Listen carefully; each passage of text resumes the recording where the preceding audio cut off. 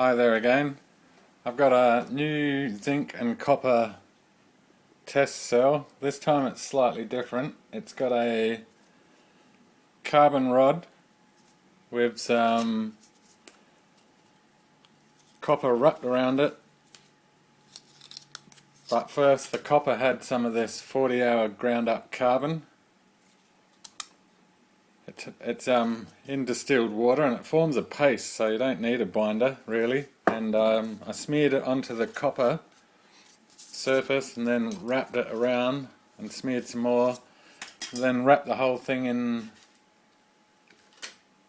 some of this toweling substance and wrapped it with a rubber band and placed it in here. But the carbon's so fine it sort of leaked out and it's gone through the whole cell. This is the third half-hour charge. We're at a half hour now, so I'll just disconnect,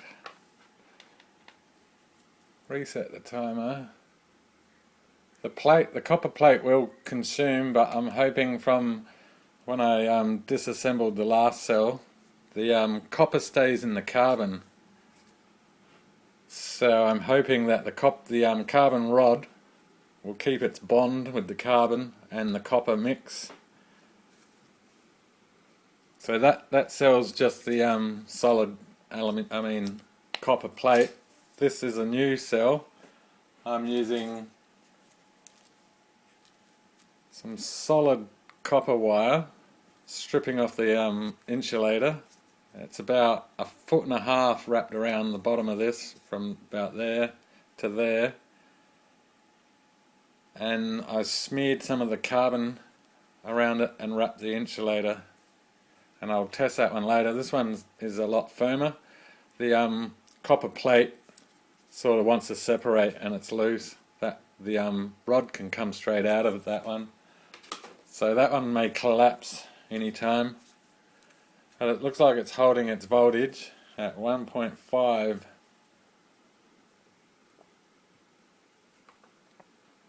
And it's its third charge, and this will be its third discharge right now. I'll connect the load. I'll connect the load. Oops, first I'll change that over to milliamps. Alright, we're on the milliamp range, 200. Setting the timer.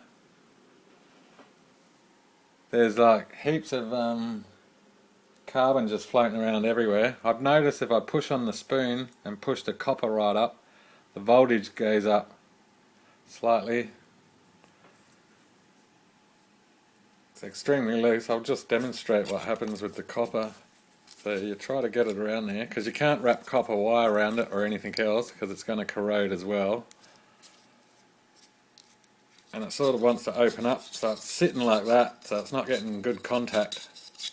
So I'm hoping the wrapped wire will work. I'm thinking about using some of the stranded wire too and mixing it with the carbon and just binding it right around the electrode. It's just a test. I know it consumes the copper plate, but hopefully it doesn't want to also consume the carbon rod.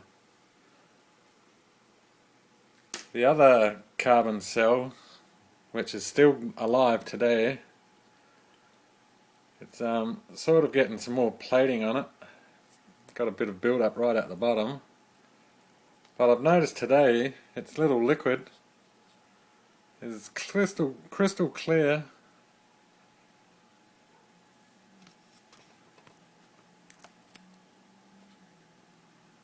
And it still has bubbles all around the surfaces. And another update on SCOBY membrane. It's really thin, dried out, so it's lost a lot of volume. It's quite sticky actually, and it sticks to glass well.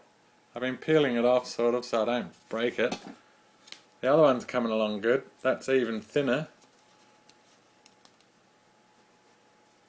So that itself just will probably make a good separator. Still has a smell to it.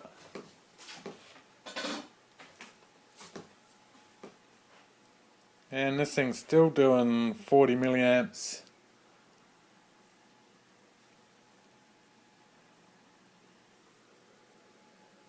So we'll be testing the lifetime of this cell with just the plate loosely wrapped around the carbon rod and discharging and charging until we either see no working or the carbon rod dissolves. Alright, I'll get back when it's discharged. Okay, we're back. It's 1 hour and 30 minutes. We'll call it quits on this. We'll test it again. We'll do another charge and discharge. So the next charge will be the number 4 charge. And we know, going by the last cell, the 4th charge starts to really destroy the electrode. So hoping it will still maintain its working order, being contained in a little pouch with carbon. I'll just reset the timer.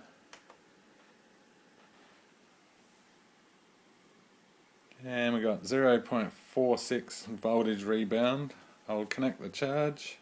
We're on the 10 milliamp range now.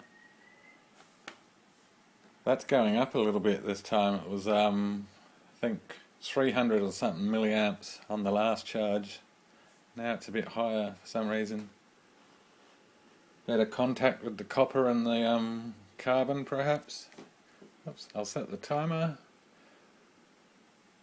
Okay, I'll be back in a half hour for the discharge and see what happens.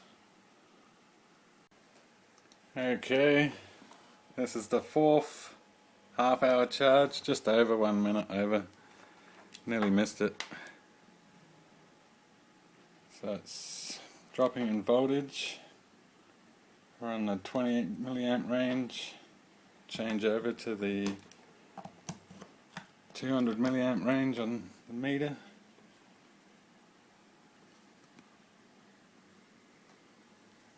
I think well, I'm not sure. Well, I'll stop the timer.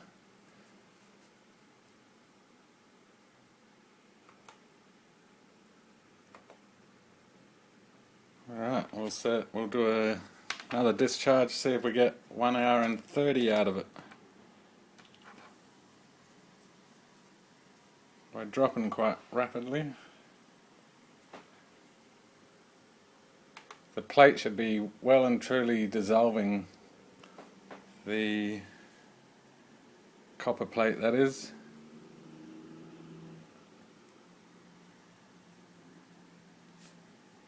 This one's going to be interesting. It's got like 1.5 foot of copper wire around it. So that's a pretty big surface area when you think of that, considering that was only a piece of copper. Probably around about that size. I think we're discharging quicker here, I'm not sure.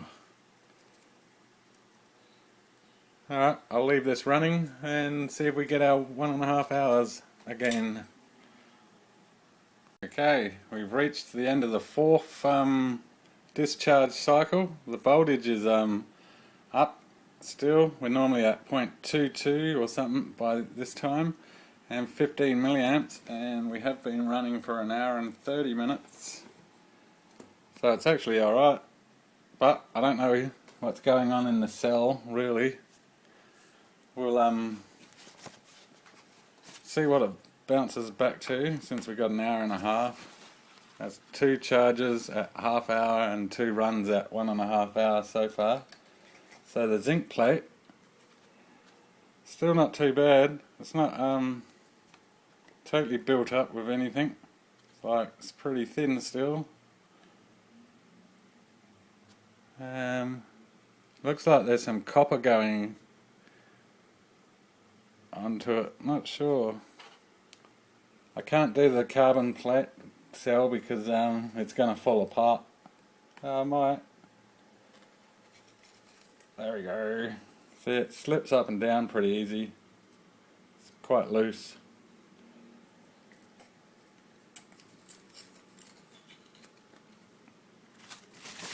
and we're at 0.64 volts, and for a short circuit still we're still able to 40 milliamps.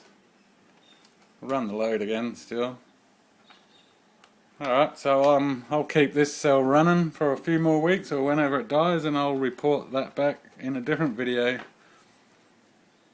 Alright, thanks for watching.